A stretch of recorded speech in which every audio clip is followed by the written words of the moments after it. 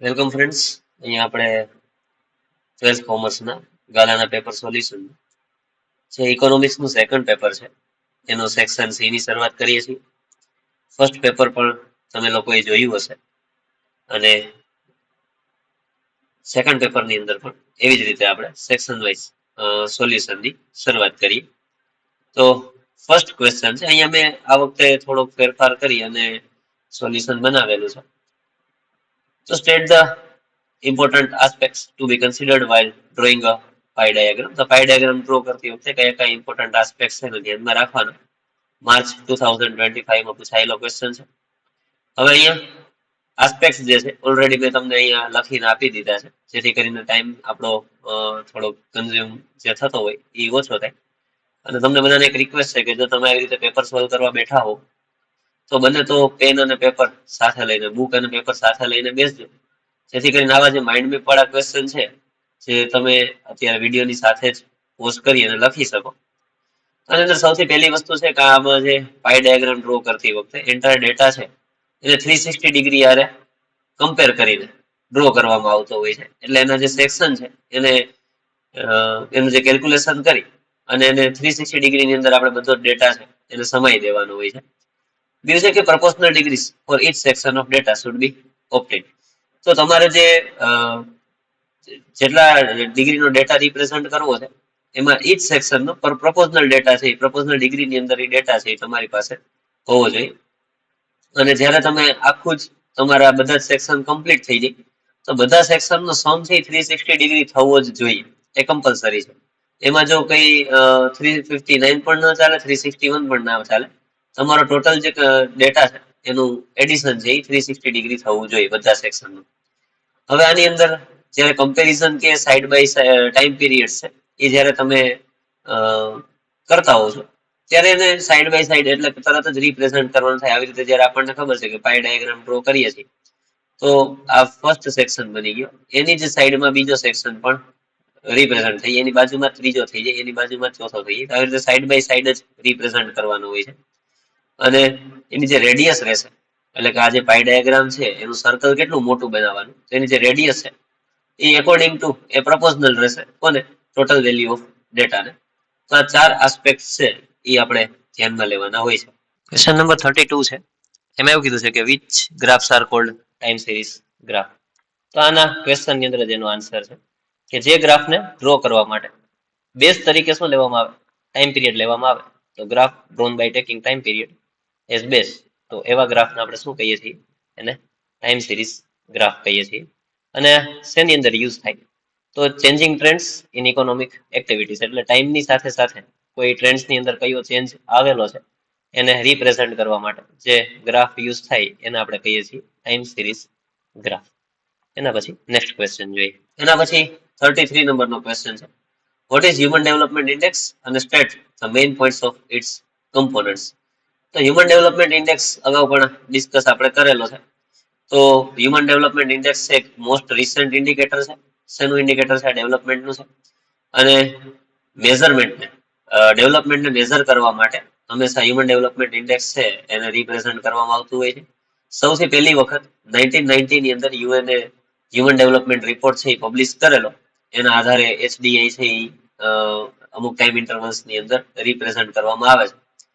અને જ્યારે human development index prepare થતો હોય ત્યારે ઇકોનોમિક અને સોશિયલ આસ્પેક્ટ્સ આ બંનેને ધ્યાનમાં રાખી અને એચડીઆઈ છે એ પ્રિપેર કરવામાં આવે છે.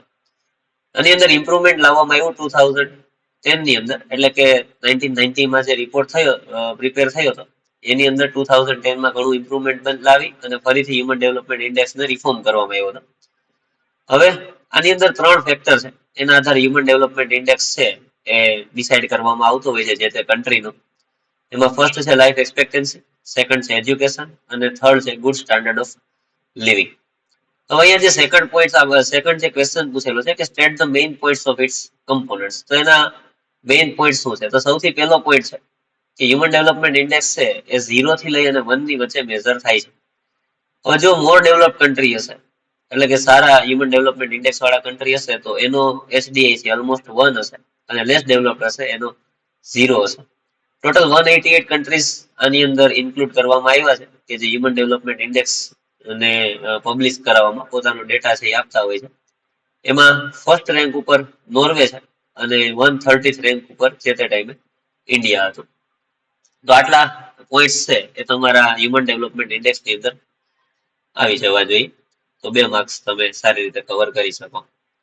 34 નંબરનો ક્વેશ્ચન છે કે બિટવીન ગ્રોથ એન્ડ ડેવલપમેન્ટ, એટલે કે ઇકોનોમિક ગ્રોથ અને ઇકોનોમિક ડેવલપમેન્ટ ની અંદર which one is difficult to measure, અને શું કામ, વાય આ ડેવલપમેન્ટ અને ગ્રોથમાં મેઝર કરવું કયું ડિફિકલ્ટ છે? તો ઇકોનોમિક ગ્રોથ છે ને એ ડિફિકલ્ટ ટુ મેઝર છે, એટલે કે ઇકોનોમિક ગ્રોથ છે જલ્દીથી તમે મેઝર ન કરી શકો. શું કામ મેઝર ના કરી શકે વાય? તો પહેલી વસ્તુ કે જ્યારે ઇકોનોમિક ડેવલપમેન્ટ છે, હા, તો ક્વોન્ટિટેટિવ અને ક્વોલિટેટિવ બે ચેન્જીસ આની અંદર તમારે ઇન્ક્લુડ કરવા પડે. અને બીજું છે કે ચેન્જીસ લાઈક સાયકોલોજીકલ. હવે આની અંદર ઘણા બધા ચેન્જીસ જે આવે છે કે સાયકોલોજીકલ હોય અથવા તો મેન્ટલી જેટલા કઈ ફેક્ટર્સ હોય, તો એ જે ચેન્જ આવે છે એને આપણે મેઝર કરી શકતા નથી. એટલા માટે થઈ અને ગ્રોથ અને ડેવલપમેન્ટની અંદર ઇકોનોમિક ગ્રોથ છે એને મેઝર કરવો ડિફિકલ્ટ છે. બીજું છે explain the function of money as a measure of value with example. આ પણ માર્ચ 25 માં પૂછાયેલો ક્વેશ્ચન છે. તો વેલ્યુ ઓફ હા, ફંક્શન ઓફ મની આપણે આની અંદર ડિસ્કસ કરવાનું છે. તો મનીનું ઇન્વેન્શન શું કામ કરવામાં આવ્યું હતું? પૈસાનું ઇન્વેન્શન શું કામ થયું હતું? તો પહેલી વસ્તુ કે પહેલા બાર્ટર સિસ્ટમ ચાલતી હતી એન્શિયન્ટ ટાઈમની અંદર. તો એની અંદર જે ડિફિકલ્ટીઝ આવતી હતી એને રિમૂવ કરવા માટે મનીનું ઇન્વેન્શન થયું છે. હવે બધી જ સર્વિસ અને કોમોડિટીઝને મેઝર કરવા માટેનો એક કોમન રોડ છે. કોમન રોડ એટલે કે એવી સેન્ટ્રિક વેલ્યુ છે કે જેના આધારે બધી જ કોમોડિટીઝ અને સર્વિસ છે એને આપણે મેઝર કરી શકીએ અથવા તેની વેલ્યુઝ છે ડિસાઈડ કરી શકીએ. અને દરેક કોમોડિટીઝ અને સર્વિસ જે કંઈ યુઝ કરીએ છીએ એની પોતાની એક ઓન વેલ્યુઝ હોય છે કે જે આપણે મનીની અંદર એક્સપ્રેસ કરીએ છીએ. અને જેટલી કે ઇન્ડિવિજ્યુઅલ્સ છે એ બધાની વેલ્યુ પણ મનીની અંદર આપણે એક્સપ્રેસ કરીએ છીએ. તો મેઝર ઓફ વેલ્યુ એની અંદર મનીનું આ ફંક્શન છે કે એની પોતાની એક સેન્ટ્રિક વેલ્યુ છે અને એના આધારે બધા ગુડ્સ અને કોમોડિટીઝના પ્રાઇસ અને એની વેલ્યુએશન છે ડિસાઈડ થાય છે. તો આ 3 પોઈન્ટ્સ છે એ કન્સિડર થવા જોઈએ. નેક્સ્ટ ક્વેશ્ચન જોઈએ. State any 2 advantages of barter system. હવે લિમિટેશન્સ ઘણી બધી આપેલી છે, પણ બાર્ટર સિસ્ટમના એડવાન્ટેજીસ કયા હતા જે તે ટાઈમે બાર્ટર સિસ્ટમ ચાલતી ત્યારે? અને અત્યારે પણ જો ધારો કે તમે કરો બાર્ટર સિસ્ટમ તો કયું એડવાન્ટેજ તમને રહી શકે? તો પેલું છે કે એની અંદર કોઈ પૈસાની જરૂરિયાત પડતી નથી, કારણ કે આની અંદર money as a medium of exchange તરીકે હતા જ નહીં, ગુડ્સ અને કોમોડિટીઝ હતી. તો પેલું એડવાન્ટેજ એ છે કે એ તમારા ટ્રેડને ઇનેબલ કરી શકે when money and bank was unavailable. તો ત્યારે ટ્રેડ કરવા માટે અથવા તો જે તે ટાઈમે ટ્રેડ ચલાવતું હતું બાર્ટર સિસ્ટમ કે જ્યારે મની અને બેંક બે અવેલેબલ નહોતા. અને બીજું છે અલ્ટરનેટિવ ટુ ઇન્ફ્લેશન. તો જ્યારે મોનેટરી ક્રાઇસિસ આવી જાય તો ગુડ્સ ની પોતાની એક વેલ્યુ રિટેન કરતું હોય છે, તો એના આધારે તમે બાર્ટર સિસ્ટમથી મીડિયમ ઓફ એક્સચેન્જ તરીકે ટેમ્પરરી યુઝ કરી શકો. એટલે ઇન્ફ્લેશનનો અલ્ટરનેટિવ છે. તો આ બે એડવાન્ટેજીસ તમારે બાર્ટર સિસ્ટમની અંદર ડિસ્કસ કરવાના. એના પછી 37 નંબરનો ક્વેશ્ચન છે. Monetary policy is also known as one of the stabilisation policy. તો કઈ રીતે સ્ટેબિલાઇઝેશન કરાવી શકે? તો પહેલી વસ્તુ કે મોનેટરી પોલિસી છે ને એક ક્વોન્ટિટેટિવ મેઝર છે. હવે આની અંદર પોતાના બેંકના અથવા તો જે કઈ ફાઇનાન્સ ડિપાર્ટમેન્ટ છે, મિનિસ્ટ્રી છે, એના પોતાના પ્રોવિઝન હોય છે. તો એની અંદર સ્પેશિયલ પ્રોવિઝન છે કે commercial banks borrows from RBI against approve government securities. તો મોનેટરી પોલિસી જ્યારે લાવવામાં આવે ત્યારે એની અંદર એક સ્પેશિયલ પ્રોવિઝન હોય કે પાછી આ જે કોમર્શિયલ બેંક્સ છે એ આરબીઆઈ પાસેથી ગવર્મેન્ટ સિક્યોરિટીઝ મૂકી અને લોન છે એ લઈ શકશે, પૈસા છે એ લઈ શકશે. હવે જ્યારે એકચ્યુઅલ શોર્ટેજ ચાલતી હોય કન્ટ્રીની અંદર અથવા તો ફાઇનાન્શિયલ શોર્ટેજ ચાલતી હોય તો આના જે રેટ છે ને એ ડિટરમાઇન કરવામાં આવતા હોય છે ઇમરજન્સી સિચ્યુએશનને ધ્યાનમાં રાખીને. બાકી એના રેટ છે નોમિનલ રાખવામાં આવતા હોય છે. એટલે માર્કેટને સ્ટેબિલાઇઝ કરવા માટે રેટ ઘણી વખત ઉપર નીચે કરવા પડે. તો એ શોર્ટેજ ટાઈમે રેટની અંદર ચેન્જ કરી અને માર્કેટને અથવા તો જે મની માર્કેટ છે એને સ્ટેબિલાઇઝ કરવાનો ટ્રાય કરવામાં આવે. અને 2016 ની અંદર રેટ જે છે એ કેટલો રાખવામાં આવેલો હતો? 7% રાખવામાં આવેલો હતો. નેક્સ્ટ ક્વેશ્ચન જોઈ. What is cash reserve ratio? જુલાઈ 2020 માં પૂછાયેલો આ ક્વેશ્ચન છે. તો કેશ રિઝર્વ રેશિયો કોને કહેવાય? તો percentage of certain minimum cash, એટલે ફિઝિકલ કેશ, હાર્ડ કેશ, કરન્સીના ફોર્મની અંદર કોઈ બેંક પોતાની પાસે રિઝર્વ રાખે અને જ્યારે જરૂર પડે ત્યારે એને મીડિયમ ઓફ એક્સચેન્જ તરીકે અથવા તો કોઈને પૈસા ફિઝિકલ ફોર્મમાં આપવાના થાય ત્યારે એની પાસે જે રિઝર્વ કેશ હોય એનો પોતે યુઝ કરી શકે, તો એને આપણે કહીએ છીએ કેશ રિઝર્વ રેશિયો. અને આરબીઆઈ એક્ટ 1934 પ્રમાણે દરેક બેંક પાસે સર્ટેન અમાઉન્ટ છે એ આવી રીતે હાર્ડ કેશની અંદર રિઝર્વ હોવી જ જોઈએ. 1962 ની અંદર આ 3% રાખવામાં આવેલો હતો, જે વધારીને કેટલો કરી દેવામાં આવ્યો છે? 15% કરી દેવામાં આવ્યો છે. તો કેશ રિઝર્વ રેશિયો થી આપણને ફાયદો શું થાય? તો કઈ જગ્યાએ આની એપ્લિકેશન રહેલી છે? તો પહેલી વસ્તુ છે કે કંટ્રોલ ઇન્ફ્લેશન. ઇન્ફ્લેશન એટલે કે માર્કેટની અંદર હાર્ડ કેશની જ્યારે કમી આવી જાય ત્યારે ઇન્ફ્લેશનને કંટ્રોલ કરવા માટે આ કેશ રિઝર્વ રેશિયો આપણને કામ લાગે. અને એના પછી it fulfills need of comfortable amount of cash reserve with banking. તો બેન્કિંગ ની અંદર આપણે હમણાં વાત કરી એવી રીતે કમ્ફર્ટેબલ અમાઉન્ટ કોઈને પણ રિક્વાયર્ડ હોય તો એ બેંક પોતે પ્રોવાઈડ કરી શકે, એના માટે કેશ રિઝર્વ જરૂરી છે. 39 નંબરનો ક્વેશ્ચન જોઈ. Gender inequality is the reason of poverty in India. તો આપણે જે કઈ પોવર્ટીના જેટલા કઈ રીઝન્સ ડિસ્કસ કરીએ છીએ એમાંથી આ પેપરમાં આપણને પૂછેલું છે જેન્ડર ઇનઇક્વાલિટી. અને સેમ ક્વેશ્ચન જુલાઈ 22 ની અંદર બોર્ડે પૂછેલો હતો.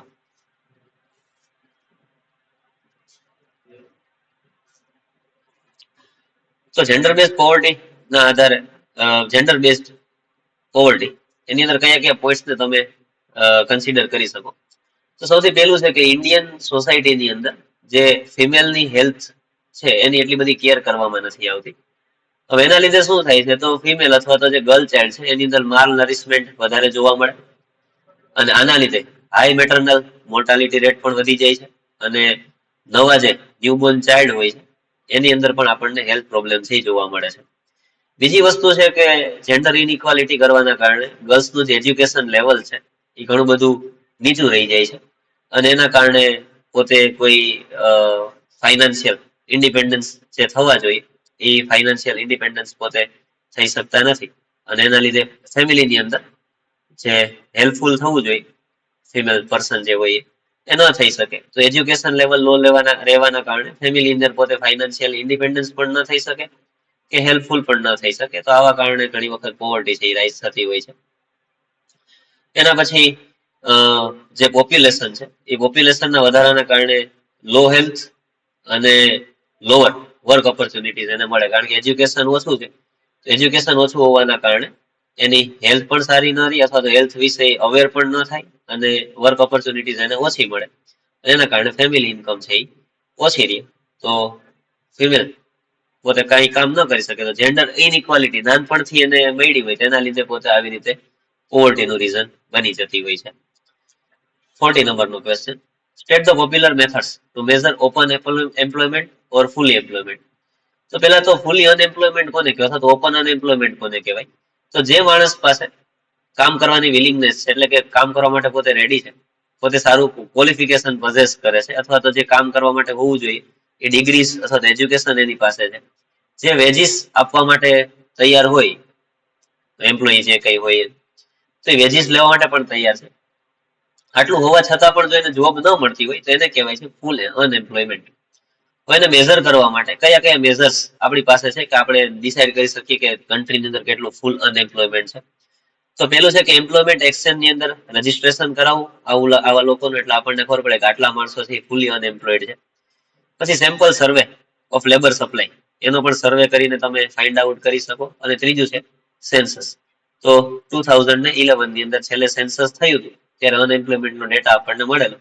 હવે કદાચ એવું લાગે છે કે 2026 કે 27 ની અંદર ફરીથી સેન્સસ છે ગવર્મેન્ટ કરાવશે, તો ત્યારે આપણી પાસે અનએમ્પ્લોયમેન્ટ નો ડેટા છે એ આવશે. તો ફૂલ અનએમ્પ્લોયમેન્ટ ની અંદર તમારે પેલા એની ડેફિનેશન સમજાવી દેવાની, જે અહીંયા આપણે બધા પોઈન્ટ ડિસ્કસ કર્યા હતા, અને પછી એના મેઝર્સ છે એ લખી દેવાના, એટલે 2 માર્ક્સ તમને મળી જાય. એના પછી 41 નંબરનો ક્વેશ્ચન છે કે prepare the list of measure to reduce the problem of unemployment. તો અનએમ્પ્લોયમેન્ટના પ્રોબ્લેમને રિડ્યુસ કરવા માટે કયા કયા મેઝર્સ છે એ રહેલા છે. તો પેલું છે પોપ્યુલેશન કંટ્રોલ, એનાથી અનએમ્પ્લોયમેન્ટ છે રિડ્યુસ થઈ શકે.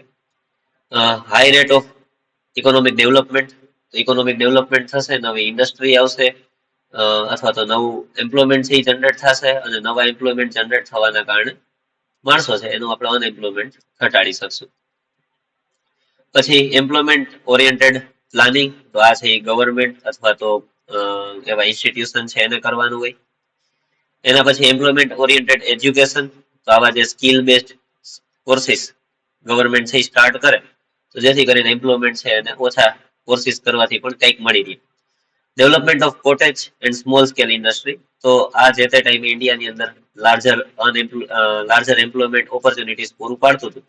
તો આનું ફરીથી ડેવલપમેન્ટ થાય તો કોટેજ અને સ્મોલ સ્કેલ ઇન્ડસ્ટ્રી છે એ ઘણું બધું મોટું એમ્પ્લોયમેન્ટ છે એ આપી શકે એમ છે. પછી છે એક્સટેન્શન ઓફ ઇન્ફ્રાસ્ટ્રક્ચરલ ફેસિલિટી, આનાથી પણ એમ્પ્લોયમેન્ટ છે વધી શકે. અને speed and expansion of green revolution, કારણ કે આપણું એગ્રેરિયન કન્ટ્રી છે અને એગ્રીકલ્ચર સેક્ટરની અંદર પણ જો તમારે એમ્પ્લોયમેન્ટ વધારવું હોય તો ગ્રીન રિવોલ્યુશનને સ્પીડ અપ કરવું પડે. તો આટલા મેઝર્સ છે. 2 માર્કનો ક્વેશ્ચન છે, તમે મિનિમમ આમાં 5 લખો તો પણ ચાલે. અત્યારે આપણે 7 જેટલા ડિસ્કસ કરેલા છે. 42 નંબરનો ક્વેશ્ચન જોઈએ. એના પછીનો ક્વેશ્ચન છે 42 નંબરનો. Negligence toward agriculture has increased the problem of unemployment. એગ્રીકલ્ચરને કઈ રીતે નેગ્લેક્ટ કરવામાં આવ્યું જેના લીધે અનએમ્પ્લોયમેન્ટ વધ્યું. તો પહેલી વસ્તુ છે કે ઇકોનોમિક ડેવલપમેન્ટ જ્યારે 5 યર પ્લાન્સ ગવર્મેન્ટ લઈ આવતી હતી ત્યારે બીજા અધર સેક્ટર્સનું જ ફોકસ રાખવામાં આવ્યું હતું, એગ્રીકલ્ચરને નેગ્લેક્ટ કરવામાં આવ્યું હતું. બીજું છે unequal benefits of green revolution, એટલે કે સ્ટેટ વાઇઝ રિજિયન વાઇઝ આ જે બેનિફિટ મળવા જોઈએ તો એ પ્રોપર એને ન મળ્યા, એના લીધે ગ્રીન રિવોલ્યુશન છે એ પ્રોપર ઇમ્પ્લિમેન્ટ ના થયું. તો ઘણી વખત નેચરલ ફેક્ટર્સ આપણે ત્યાં ભાગ ભજવતા હોય છે, એટલે કે અનસર્ટેન રેઇન છે, પછી ડ્રોટ આવી જાય, હેવી રેઇન થઈ જાય, અથવા તો જ્યારે જરૂર હોય ત્યારે વરસાદ ના પડે. તો આવા બધા ફેક્ટર્સ છે નેચરલ. અને લેક ઓફ ફાઇનાન્શિયલ હેલ્પ, તો આની અંદર જે ગવર્મેન્ટ તરફથી જ્યારે આવા ક્રોપ ફેલર વખતે કોઈ હેલ્પ ન મળે ત્યારે પણ એગ્રીકલ્ચર સેક્ટર છે એની અંદર ક્રોપ પ્રોડક્શન છે એ ઘટી જાય અને અનએમ્પ્લોયમેન્ટ છે એ વધી જાય. અને બીજું છે અલ્ટરનેટિવ અવેલેબિલિટીઝ, કારણ કે આપણે ત્યાં મોટા ભાગે જે એગ્રીકલ્ચર ડિપેન્ડન્ટ છે એ રેઇન ઉપર ડિપેન્ડન્ટ છે. તો 4 મહિનાની ખેતી છે એ થાય, 4 મંથ સુધી એમ્પ્લોયમેન્ટ અવેલેબલ હોય, પણ પછી જે 6 કે 8 મહિના ઘણી વખત રૂરલ અનએમ્પ્લોયમેન્ટ છે તો એની પાસે કામ કરવા માટે કઈ હોતું નથી. તો એવી જે અલ્ટરનેટિવ અવેલેબિલિટી નથી હોતી એના લીધે અનએમ્પ્લોયમેન્ટ છે એ રાઇઝ થાય છે. 43 નંબરનો ક્વેશ્ચન છે કે explain industrial structure of ground of ownership. તો આપણે ત્યાં ઓનરશિપ કેટલા આધારે આપવામાં આવેલી છે ઇન્ડસ્ટ્રીની.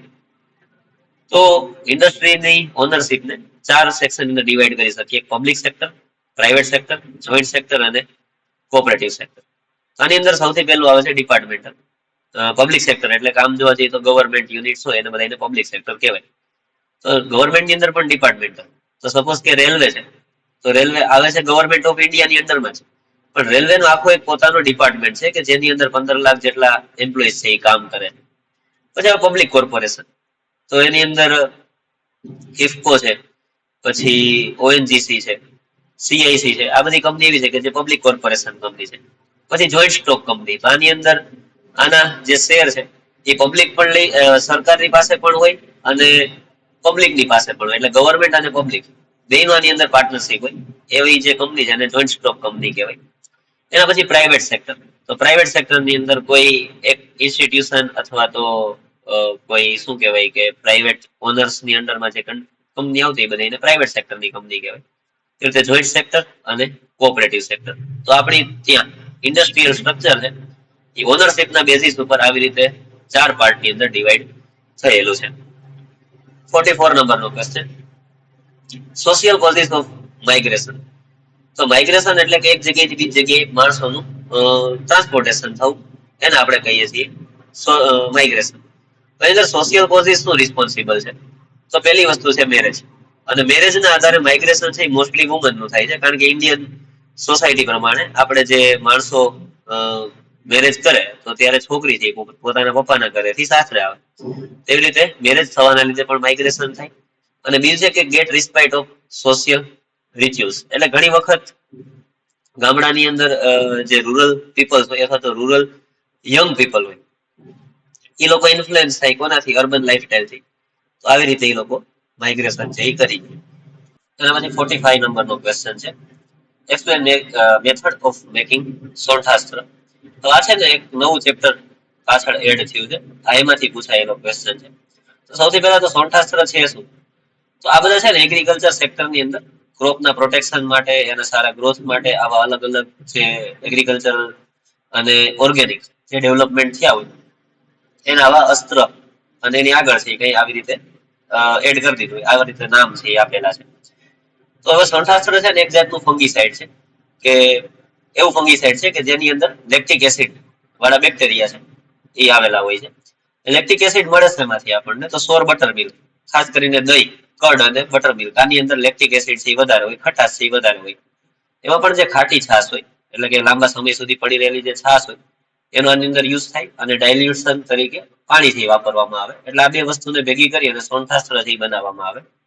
તો પ્રિપેર કરવા માટે શું કરવું પડે? તો ફર્મેન્ટેશન, એટલે કે લાંબા સમય સુધી ખટાશ છે એને તમે પેલું કહેવાય ને ઇનએરોબિક રેસ્પિરેશન, ઇનએરોબિક રીતે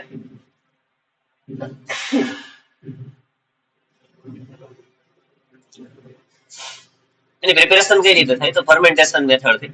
એટલે કે આ જે ખાટી છાશ છે એનો growth of beneficial lactic acid bacteria, એની અંદર ફર્મેન્ટેશનના લીધે બેક્ટેરિયા છે એનો ગ્રોથ થાય અને જેટલા કઈ હાર્મફુલ પેથોજન્સ હોય એની સામે આ સોલ્થાસ્ત્ર છે એ બહુ ઇફેક્ટિવ રહેતું હોય છે. તો આ ત્રણ વસ્તુ તમારે ડિસ્કસ કરવાની. એક તો આ ફંગીસાઇડ છે, કયા કઈ ઇન્ગ્રેડિયન્ટ્સ હોય અને કઈ રીતે પ્રિપેર કરવામાં આવે છે, કારણ કે આપણને પૂછેલું છે મેથડ ઓફ મેકિંગ સોલ્થાસ્ત્ર. સેક્શન સી નો લાસ્ટ ક્વેશ્ચન એટલે કે 46 નંબરનો ક્વેશ્ચન જોઈએ. એમાં પૂછેલું છે કે વોટ આર ખરીફ ક્રોપ્સ અને which crops are included in it.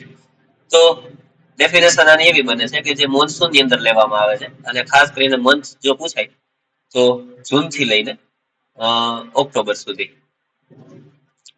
અથવા તો વધીને નવેમ્બર સુધી. તો આવી રીતે 4 કે 5 મહિના ચોમાસાના એ દરમિયાન જે ક્રોપ્સ કલ્ટિવેટ કરવામાં આવે છે એને આપણે કહીએ છીએ ખરીફ ક્રોપ્સ. અને કયા કયા ક્રોપ્સ લેવામાં આવે છે? તો ગુજરાતની અંદર જોઈએ તો ગ્રાઉન્ડ નટ છે, કોટન છે, તુવેર છે, સોયાબીન છે, આ બધા ક્રોપ્સ છે એ ખરીફ ક્રોપ ની અંદર લેવામાં આવે છે. તો અહીંયા તમારું સેક્શન સી કમ્પ્લીટ થાય છે. જલ્દી મળીશું સેક્શન ડી સાથે. જો આ વિડીયો તમને ઇમ્પોર્ટન્ટ લાગતા હોય, હેલ્પફુલ થતા હોય અને જલ્દીથી ક્વિક રિવિઝન થતું હોય તો રિક્વેસ્ટ છે તમને લોકોને કે તમારા ફ્રેન્ડની સાથે આ ચેનલને શેર કરજો, આ વિડીયો શેર કરજો, ચેનલને સબસ્ક્રાઇબ કરજો અને કન્ટેન્ટ ગમતું હોય તો ચોક્કસથી આને લાઈક કરજો. Thank you. ફરી મળીશું આપણે સેક્શન ડી સાથે.